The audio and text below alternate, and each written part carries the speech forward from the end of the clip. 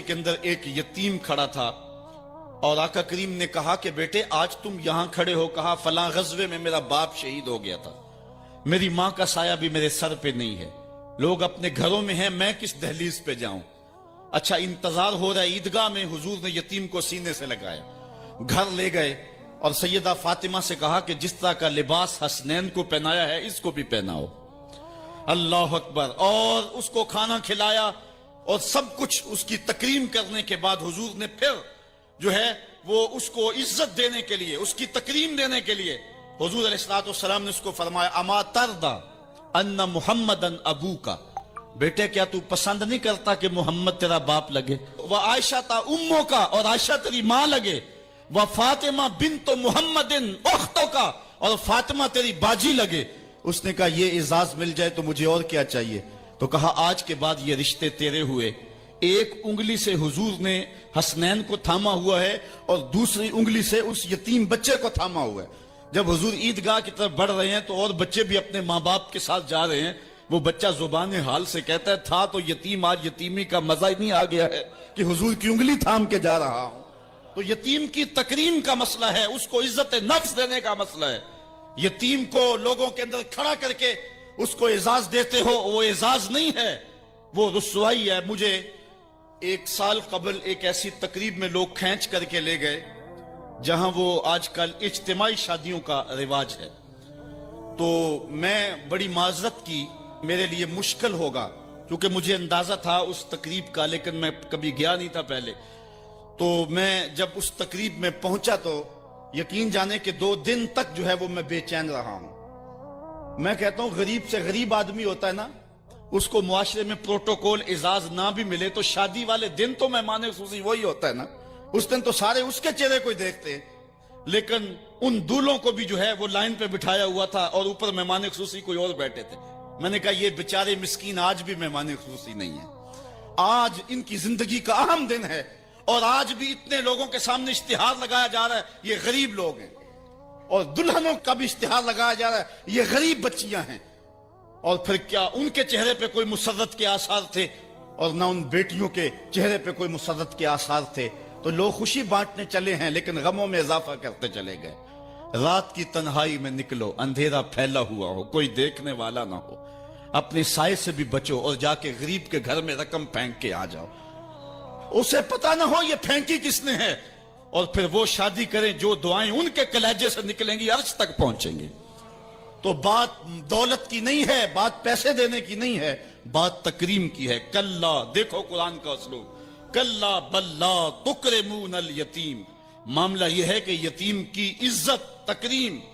میرے اور آپ کے آقا مولا نے تو یہاں تک فرمایا جب بچے اکٹھے کھیل رہے ہوں, تمہارا بچہ بھی ان بچوں میں کھیل رہا ہو تو بچے کو بیٹا کہہ کے آواز نہ دو, اس کا نام لے کے پکارو. عرض کی گئی حضور بیٹا ہے, بیٹا کہہ کے پکاریں گے تو حرج بھی کیا ہے. کہا تم نہیں جانتے, ہو سکتا ہے کہ وہاں کوئی یتیم بچہ بھی کھیل رہا ہو, اور جب یہ تم کہو گے تو تڑپ جائے گا, آج میرا باپ ہوتا تو مجھے بیٹا کہہ کے پکارتا, لیکن آج میں محروم ہوں. تو کہا مسئلہ یہ ہے کلا بل لا تکرمون الیتیم ولا تحاضون علی طعام المسکین. دیکھیے قرآن کا اسلوب.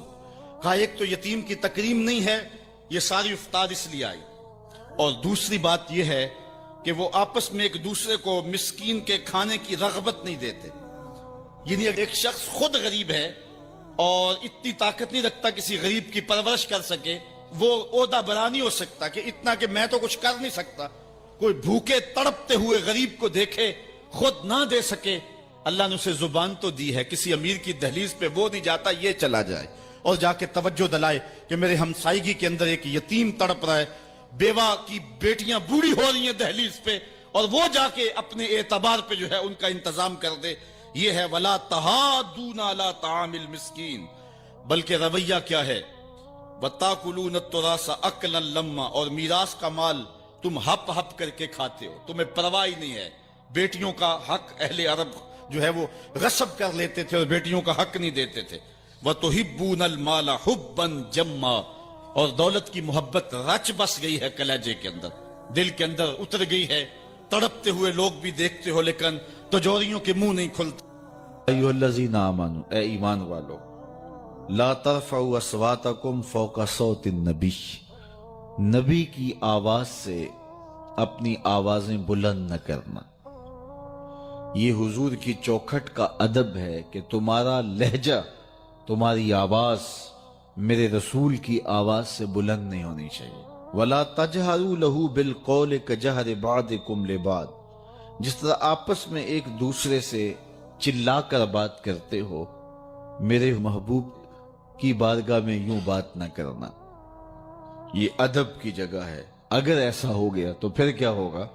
ان تحبط اعمالکم وانتم لا تشعرون، تمہارے عمل حبط کر لیے جائیں گے اور تمہیں خبر بھی نہیں ہوگی۔ تو یہ تمہاری آواز اونچی ہو گئی تو پھر اللہ اکبر، باقی کیا بچے گا؟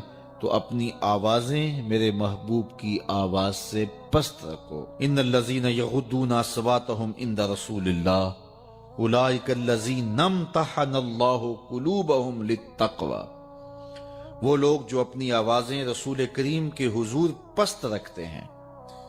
اللہ اکبر، پہلے حکم دیا، پھر تحسین فرمائی ان لوگوں کی جو آداب کی رعایت رکھتے ہیں۔ تو یہ تحسین بعد میں کرنا، جبکہ حکم دینا بظاہر کافی تھا، لیکن تحسین کر کے اللہ تعالیٰ جل شانہ بتانا چاہتا ہے کہ جو میرے رسول کے مؤدب ہیں ان پر کتنی رحمتیں، وہ خوش نصیب لوگ ہیں جن کے دل اللہ نے پرہیزگاری کے لیے چن لیے ہیں، پرکھ لیے ہیں۔ متقی یہی لوگ ہیں جو رسول اللہ کا ادب کرتے ہیں۔ جنہیں ادب کا کرینہ نہیں آتا تو وہ متقی نہیں، چاہے سجدے کتنے ہی طویل کیوں نہ کریں، ان کے ماتھے پہ جتنا بڑا محراب کا نشان کیوں نہ ہو، وہ متقی نہیں کہلائیں گے اگر رسول اللہ کا ادب سینے میں نہیں ہوگا۔ اور اگر رسول اللہ کا ادب سینے میں ہے، اللہ فرماتا ہے یہ وہ خوش نصیب ہے جن کے دلوں کو ہم نے تقوی کے لیے پرکھ لیا ہے۔ اللہ اکبر۔ اب کافی ہو گئی بات، ان کی تحسین خوب ہوگی، لیکن اللہ فرماتا نہیں، لہم مغفرہ، ان کے لیے مغفرت بھی ہے۔ بات ختم ہو گئی، کہا نہیں وَأَجْرٌ عظیم، اور بہت بڑا اجر ہے۔ جس اجر کو میرا رب بھی بڑا کہہ رہا ہے تو وہ کتنا بڑا ہوگا، اور یہ کس کو اللہ دے گا؟ جو رسول اللہ کا ادب کرنے والے۔ تو پھر جس کو اللہ تعالیٰ نے محبوب کے ادب کی توفیق دے دی، اس کو کتنی بڑی دولت دے دی۔ ہمیشہ اللہ سے ادب کی توفیق مانگو، چونکہ بے ادب اللہ کے فضل سے محروم ہو جاتا ہے۔ تو دین کیا ہے؟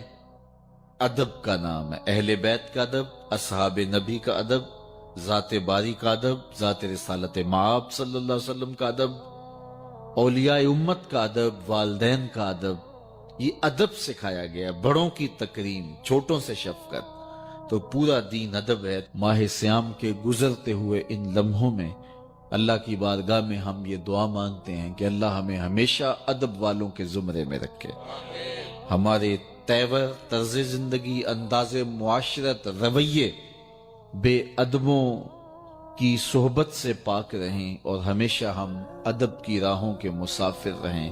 عید کا موسم، عید کی گھڑیاں جلوہ فراز ہو رہی ہیں، تو آئیے عید کا دن طلوع ہوتے ہی دکھیوں کی مدد، لاچاروں کی نصرت اور اعانت کے لیے کمر بستہ ہو جائیں۔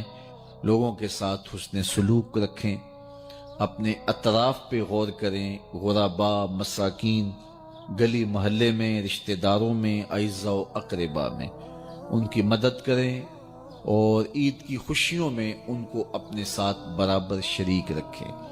عید نئے کپڑے پہن لینے کا نام نہیں ہے، لوگوں کے ساتھ حسن سلوک اور اچھے رویے اور طرز معاشرت کی خوبصورتی کا نام عید ہے، اور ہمیں دوسروں کے دکھ بانٹنے کی، دوسروں کے ساتھ محبت کرنے کی تلقین کی گئی ہے۔ غرباء کی عزت نفس کا خیال رکھتے ہوئے ان کو تحائف دیجئے، ان سے ملیے، ان سے محبت کا اظہار کیجئے، اور اظہار بشاشت، اظہار مسرت کیجئے، ایک دوسرے کے ساتھ حسن سلوک کی عمدہ مثالیں قائم کیجئے۔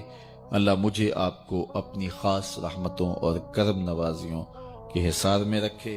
حضور علیہ السلام یتیم ہونے کے باوجود یتیم پرور تھے، اور بیواؤں کے کام آتے تھے، ان کا سامان اٹھا کے ان کے گھر تک پہنچا آتے تھے، ان کی ضروریات کو پورا کرتے تھے۔